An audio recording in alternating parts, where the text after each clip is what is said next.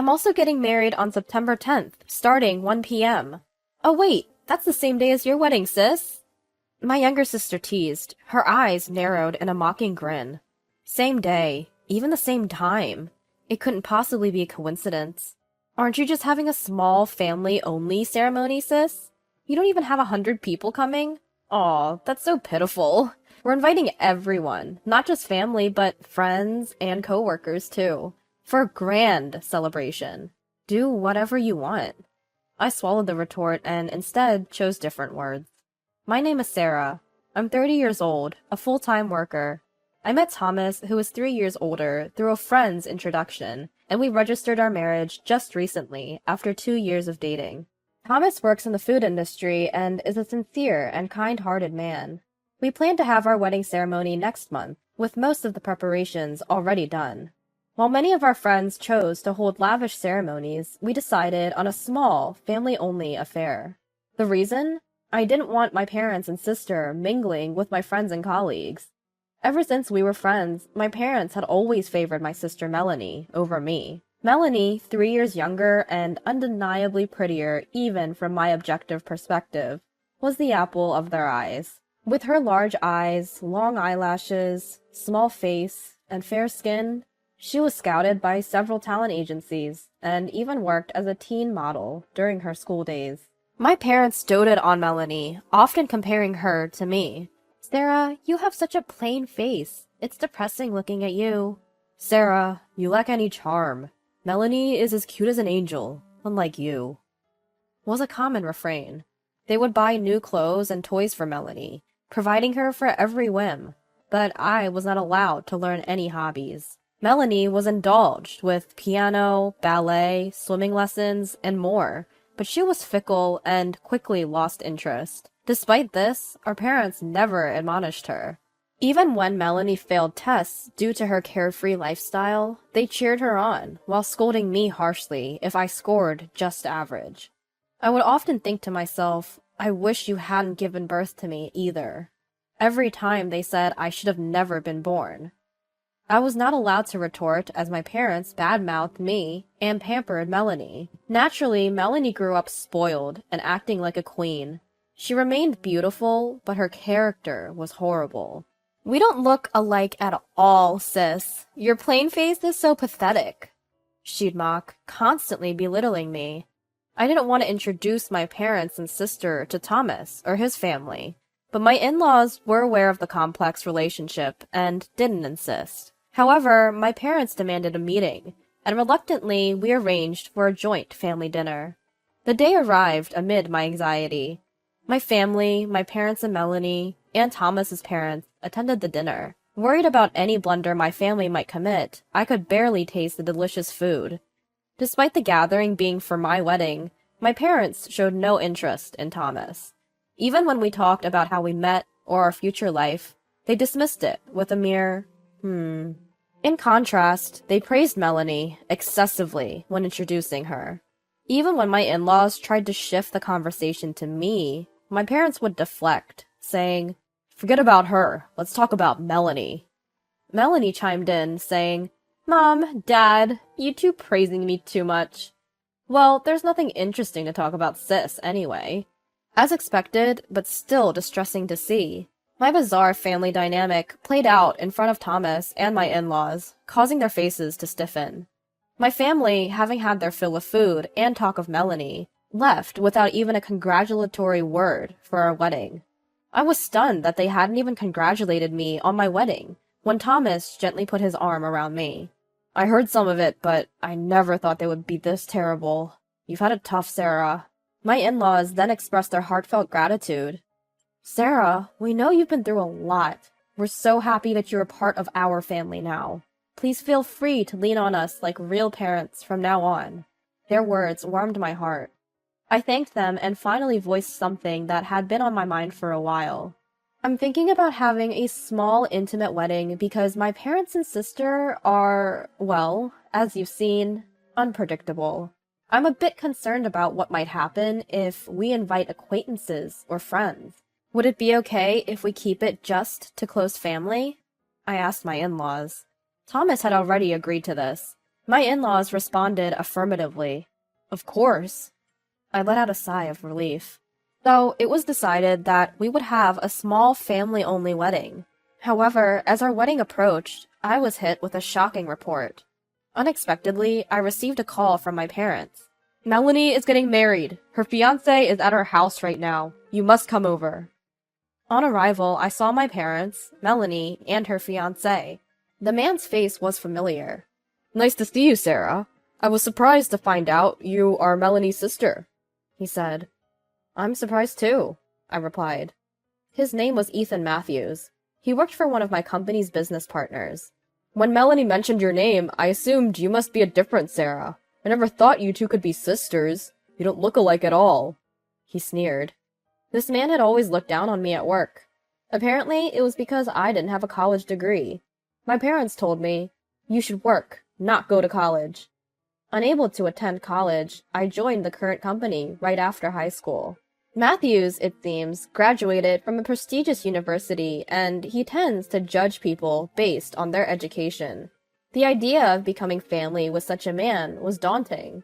I wanted to leave the room as quickly as possible. Congratulations on your wedding. I'll be taking my leave now, I said. But then Melanie stunned me with an unexpected statement. We've decided to have our wedding on the same day, at the same venue as you guys, she blurted out. Ethan joined in.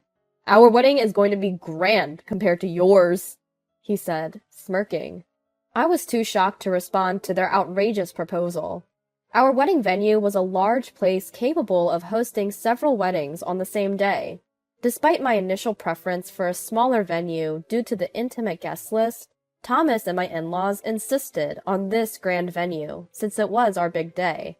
Indeed, if Melanie and Ethan were planning a grand ceremony with lots of guests, this would be the ideal venue. However, deliberately scheduling their wedding at the same time and day could only be seen as an act of spite. Melanie and Ethan laughed derisively. Look at her! She's frozen in shock! Are you okay? They mocked. I tried to remain calm and retorted. What do you mean by that? What about our parents and relatives? Which wedding are they supposed to attend? Melanie was unfazed. Don't worry. Dad, Mom, and all our relatives are attending mine and Ethan's wedding, she replied, looking triumphant. Our parents even started calling our relatives right then and there, requesting them to attend Melanie's ceremony. The relatives, whom I had met several times, always favored Melanie. They either didn't want to stir up trouble, or perhaps they thought I was a liar. Even when I explained that it was Melanie who had announced her wedding date after ours, they didn't believe me and labeled me as immature for trying to have the ceremony on the same day as my sisters. Looking at my smiling parents, Melanie, and Ethan, I let out a sigh and left the house, saying, ugh, okay, then fine. No one even came to see me out. I could hear their vulgar laughter echoing as I closed the door. Back home, I apologized to Thomas and my in-laws about not being able to invite anyone from my side to our intimate wedding, despite being the one to suggest it in the first place. However, they didn't mind and even suggested that with fewer guests, we could have a more lavish ceremony. I was truly grateful. Then came the wedding day. As the relatives were walking through the lobby to attend Melanie's reception, I crossed paths with them. Sarah is such a nasty woman. Compared to Melanie, Sarah is so plain, they whispered and passed by. I brushed off their comments and determined to make the day the best wedding ever. Our ceremony was going great. Thomas's talented relatives entertained us with various performances, creating a truly happy atmosphere. Suddenly, amidst the celebration, we heard a voice shouting, "What is this?" Melanie, Ethan, my parents, and Ethan's parents all stormed into our wedding. Melanie, what's going on? I asked her out of the blue. She burst out, Everyone from Ethan's office is absent today. You must have done something. In reality, the reception hall for Melanie and Ethan's wedding was devoid of attendees from Ethan's workplace, leaving many empty seats. This caused my parents to angrily confront Ethan's parents with, "What a disgrace this is." Ethan's parents were furious, having been berated for something they knew nothing about, which set a bad mood. Melanie, in a panic, falsely told Ethan's parents that she and I had arranged our weddings to overlap on purpose, as we were not on good terms. Thus, she stormed into my wedding ceremony, suspecting I must have done something. My wedding was a disaster, and yet Sarah's wedding is full of happiness. It's infuriating, Melanie spat out. Melanie, calm down. I tried to reason with her. However, Melanie attempted to ruin the ceremony by shouting, "Attention, everyone! My sister Sarah is the worst person in the world. She has bullied me since I was a child." I tried to stop her. "Melanie, stop this!" But her tirade didn't halt. "I'm much more beautiful in a wedding dress than she is. She's always been envious of my beauty, and she's just a gloomy, depressing woman." Melanie continued with her baseless accusations. Ethan joined in, agreeing with her. "Exactly! Sarah is a high school graduate and totally useless," he went on. "That's why you shouldn't hire high school graduates. I, on the other hand, graduated from a top-notch university and I'm super talented. I'm even buddies with the CEO, so promotion is a certainty." He still went on telling how he is great. However, when Ethan noticed my father-in-law seated at the groom's family table, his face turned pale. He had been boasting about himself and disparaging me, but now he was shaking in fear. "Why is the CEO here?" he mumbled in shock. "Matthews, I'm disappointed in you," my father-in-law said with anger in his voice. Why is the CEO here?" Ethan asked in a panic, to which my father-in-law replied, "I am the father of the groom, Sarah's father-in-law." Ethan stood there, mouth agape in surprise. Indeed, my father-in-law was the CEO of Ethan's company. "The reception venue for your wedding was next to ours, and before our ceremony started, I ran into your guests. I heard everything, how you intentionally overlapped our son's wedding, date, and time to it." The CEO voiced his anger. Ethan's invited guests had been terrified by the CEO's fury upon learning the truth, so they had fled. "No, it's not what you think, sir. I had no idea. It was all Melanie's doing." Ethan desperately tried to explain. Melanie, however, looked at him in disbelief. "There's no way I would ruin Sarah's wedding. She's an important client's employee. What I said earlier was just a joke. I didn't mean it." Ethan continued with his flimsy defense, only to be cut off by my father-in-law's command. "Stop lying! I spoke with your colleague earlier. I heard about the derogatory remarks you've been making about Sarah," he informed Ethan, who searched for an excuse, but seeming to realize he was caught, hung his head.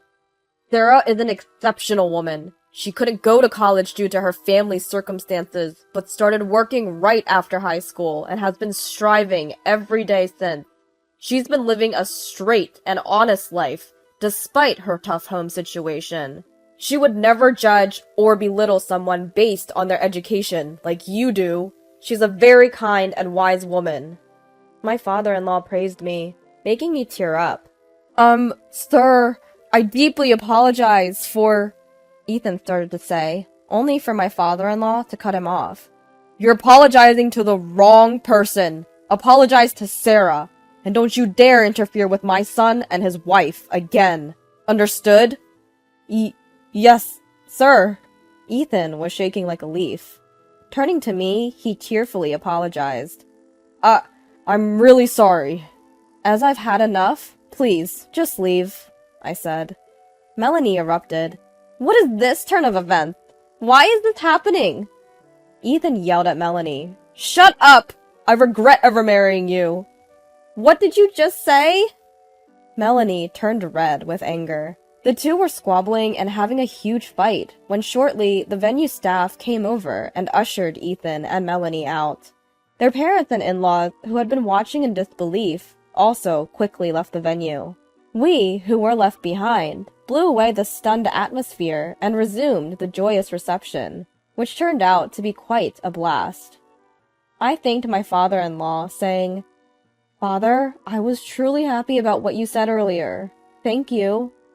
My father-in-law smiled warmly and said, "I apologize for my subordinate's behavior. And again, thank you, Sarah, for marrying my son. Please, let me know if you're ever in trouble." Later, Ethan was apparently nervous about being disciplined for this incident, but since it wasn't a work-related incident, there were no demotions. However, Ethan, who had been acting submissive in front of my father-in-law because he wanted to advance his career, ruined everything when his true nature was exposed. He was no longer able to speak to my father-in-law about anything other than work, and he was demoted to being just another employee. Ethan, who had been pressuring his colleagues by bragging about being the boss's favorite, was isolated due to his true nature, and even his coworkers and subordinates avoided eye contact with him.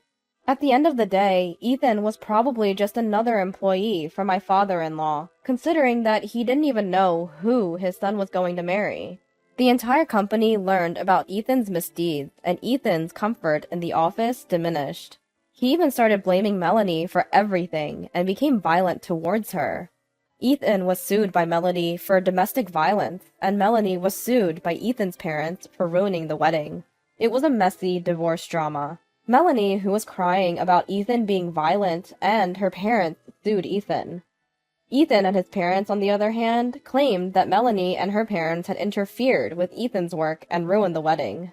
Both parties are reportedly hiring lawyers and preparing to sue, but they are struggling because they each only want to hear what they want to hear, and are ignoring any inconvenient truths. As the mudslinging continued, Melanie ran out of money due to wedding expenses and lawyer fees, and her life became difficult. After the divorce was finalized, she had to move back in with her parents, who had treated her like a princess until then, but now treated her terribly, calling her the shame of their family. Although I didn't want to know, Melanie frequently called or emailed me to explain how tough her situation was. Even if I completely ignored her, I was still accumulating hundreds of missed calls and unread emails. My sister's abusive calls and her begging emails for money were all blocked without response. And then I started getting calls and emails from my parents.